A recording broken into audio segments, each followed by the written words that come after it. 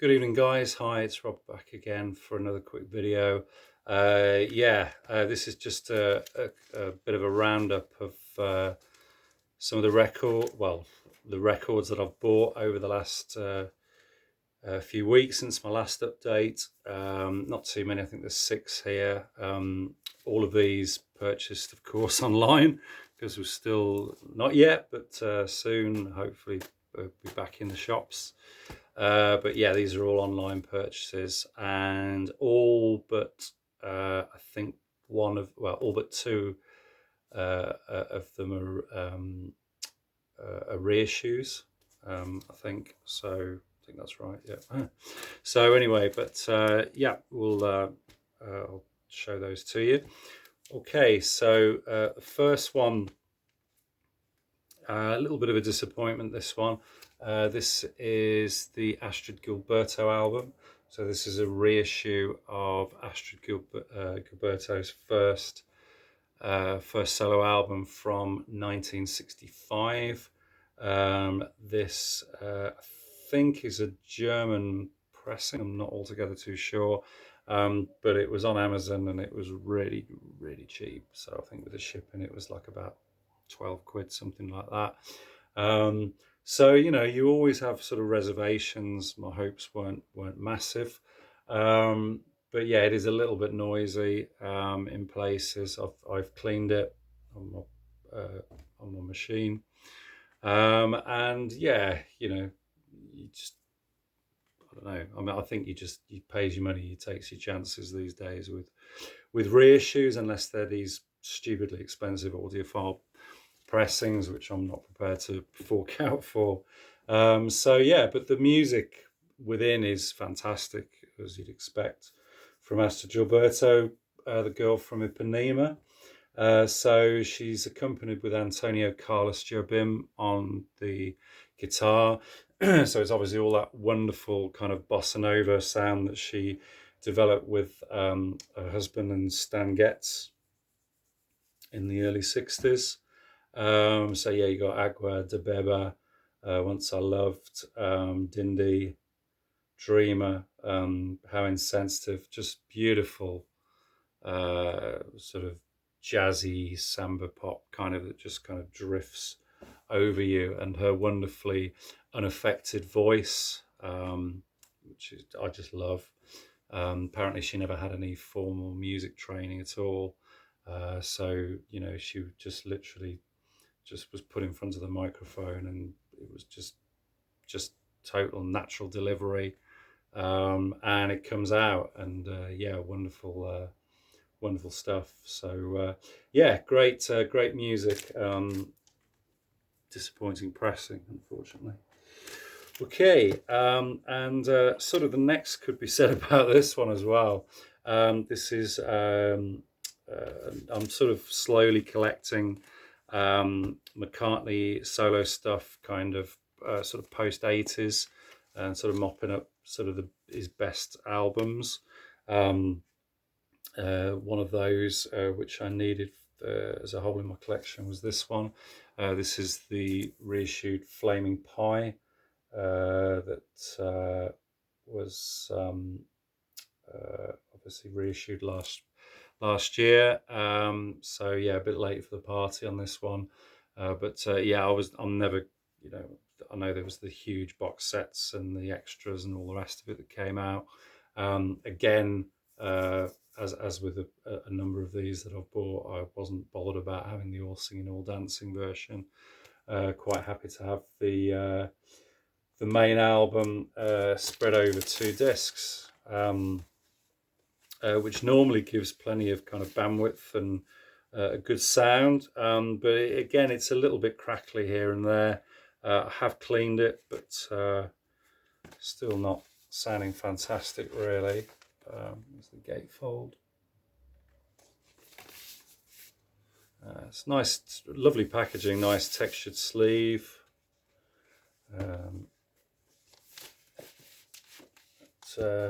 Unfortunately, they came in these absolutely hideous black cardboard sleeves, where you get this just incredible static buildup. and it's like almost like you kind of wrenching the album out, and you're just thinking it's just scratching the surface of the disc with all those horrible hairline scratches. So yeah, I sort of put it inside a kind of MoFi style sleeve just to give it some protection, obviously after cleaning it, of course. So yeah, it's all right. I don't know, I'm not an audiophile, to be honest, but when you're paying kind of 30 quid for for an album, you expect it to at least have polyline sleeves. So, there you go. So it's just a certificate from Miles Showell to show that it's a genuine pressing master cut, half speed mastered from Abbey Road, for what it's worth. And a nice touch, actually, it comes with a nice lyric book.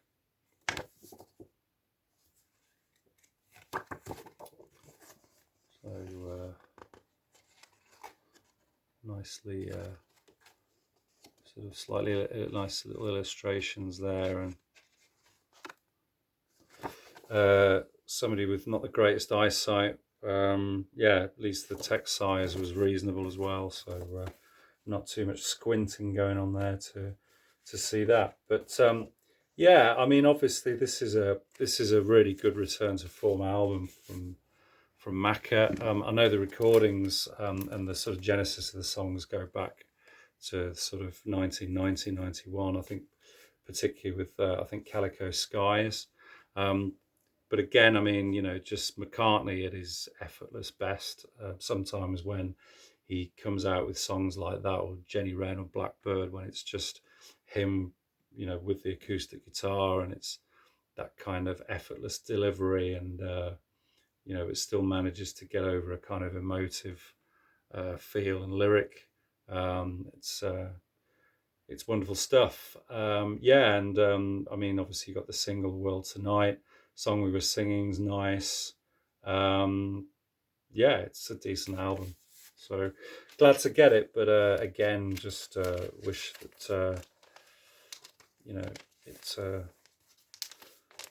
sounded a bit better than it did, really. But still a nice album. Now this next one is just an absolute the absolute antithesis in terms of sound quality. This is just absolutely fantastic reissue that I couldn't resist, because I just thought I'd never find an original copy of this in a million years. So this is a recent 2014 reissue of Scott 4. Scott Walker's fourth album. And yeah, what an absolute just gem of a record this is. There's a lot of kind of hype about sort of classic albums that sometimes, you read about them, and you play them, and they sometimes just don't deliver. But yeah, you can just completely understand why this album is held in such critical and high regard. It's just fantastically realized. Obviously he's written all the songs himself. I mean, just from the Seventh Seal onwards, it's just a roller coaster of just incredible musicianship. The production is amazing, and it just sounds like Scott singing in the room with you. It's just amazing, incredible. So yeah, really, really happy for that. Again, sadly, it didn't come in a polyline sleeve, so I got a MoFi sleeve and sort of put it inside the ordinary paper sleeve. But yeah, really, really pleased to finally get that. So I've got the first two, which are fairly easy to find on vinyl. I've got originals of those. Probably going to hold out for the third one until as I did see an original copy of that at a record fair, probably about 18 months ago, but it was in terrible condition, and I think the guy wanted about 30 quid for it. So yeah, for that I think I'd rather spend 20 quid on a reissue for sure. So if it's anything like the quality of that one anyway. So okay, so moving on, another classic reissue that I didn't have. I've had Linda Hoyle's solo album, Pieces of Me, for a while. It's a great album, but never had a copy of this. This is Affinity, the band that she was in before that. This is their one and only album from 1970. There's the gatefold there. So it's obviously famously originally released on the Vertigo Swirl label, yada yada yada, that go for stupid money. But yeah, this is pretty good reissue actually, and sounds not bad. I like the fact that they've put it in a kind of a polylined, for once, sleeve, so you got adequate protection of the record, and they've kind of almost sort of not quite reproduced the swirl, but in that kind of style. And yeah, great record, and particularly the first side. Side 2 has got a kind of, I don't know, 12-minute plus version of All Along the Watchtower, which is okay, but it's probably outstays its welcome for me a little bit. But the musicianship is second to none. It's fantastic, and she's got a wonderfully powerful voice that just holds your attention. So yeah, glad to finally get that in the collection. Okay, next one is an album that I heard back in the mid-80s at a friend's house, and I always loved it, and I remember putting some songs off it on a compilation. I've never seen it at record fairs or in record shops or my local, so I went online. It's actually out of print at the moment. You can get the CD, but I wanted the vinyl, and so a marketplace seller actually had an original copy of this, which I was happy to snap up, and it's in really nice condition. This is the 1982 album, one and only album by the band Weekend, and this is La Variety, which is apparently a French term for popular radio or everything that's not heavy rock or music drawing on diversity and depth. So yeah, this was an album that was put together by a lady called Alison Staton, who was in a band called the Young Marble Giants before this, split up in 1981. She got together with other musicians. I think it was like a dual project that they put together. And yeah, this is a kind of very influential album, sort of pop jazz kind of album for later artists like Belle and Sebastian and Saint Etienne and so on. But it's just wonderful. I love this. I love this album. It's kind of an album of two sides. The first side is very much kind of summery, breezy, kind of late 60s sort of esque, I guess. Really nice, ending in a kind of samba beat, which carries on into side 2. Side 2's a bit more introspective, a bit darker, brooding in places, but nonetheless interesting and compelling to listen to. So really great. I think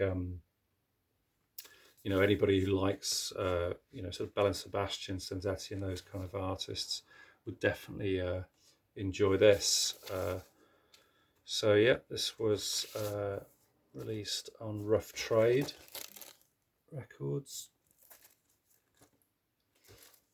and yeah, sounds fantastic, and really pleased to finally get a copy of that in the collection. Okay, the final one is another reissue that I found out about. A friend of mine actually showed this on Facebook, I think last year. Yeah, glad to pick up this reissue. This is the Clangers.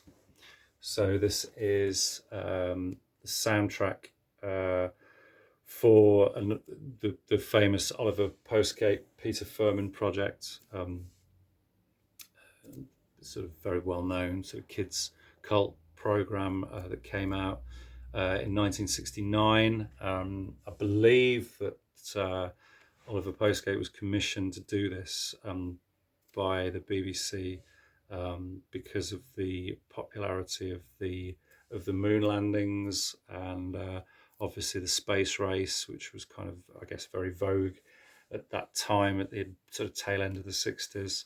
Yeah, but the music itself is just wonderful. It's written by a guy called Vernon Elliott, who was, I think, Oliver's earliest musical collaborator, or certainly he did. Obviously, did all the music for his early productions like Pogle's Wood, Noggin the Nog, etc. He's a bassoon player, played in the sort of Philharmonic Orchestra, Royal, played in the Royal Opera House, etc., etc. So yeah, very renowned, accomplished musician.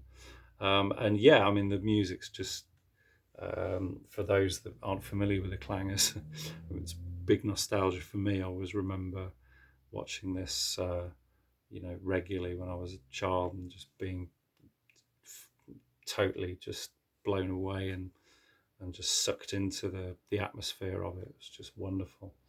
But yeah, the music is wonderfully kind of ethereal and slightly strange in places. But yeah, it's just wonderful. I mean, it's fantastic with the visuals, of course, like Bagpuss and any other sort of Oliver Postgate um, series, but it still stands up really well on its own, as a testimony to how good the music actually is. So, yeah, really, really pleased to pick that up. Okay, so that's it, guys. So fairly quick run through of that. Yeah, hope again you're all doing really well out there. And yeah, I'll be hopefully back with another video before too long. All right, cheers, guys. Take care of yourselves. Have a good week. Bye bye.